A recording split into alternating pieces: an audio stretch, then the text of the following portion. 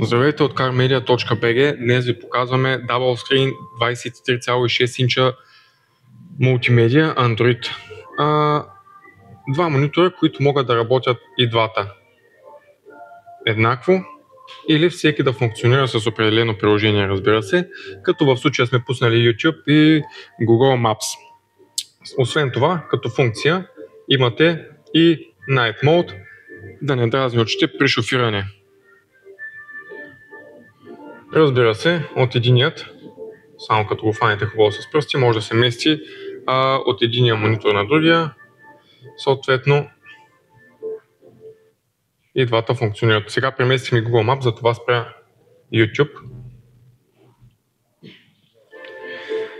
Също така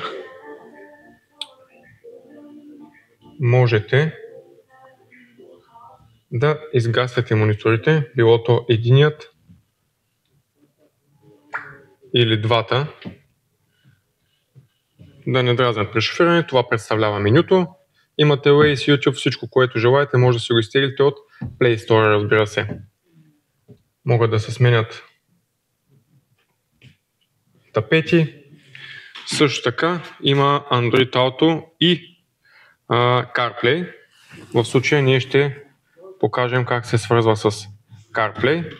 Намираме медията на iPhone-ът ни, след което отиваме на приложението CarLink и чакаме да се свърже устройството. След успешна връзка, виждате, тук имаме CarPlay, тук пак можем да си пуснем YouTube и да си функционират коректно. След като сме пуснали CarPlay,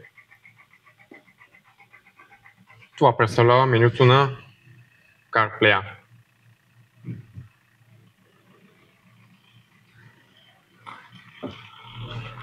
Връщаме се в менюто обратно. Всичко функционира.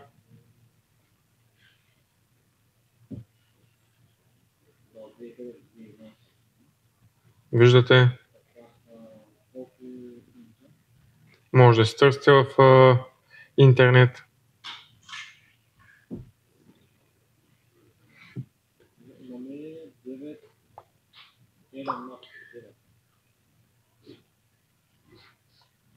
За повече оферти може да посетите сайта ни carmedia.bg.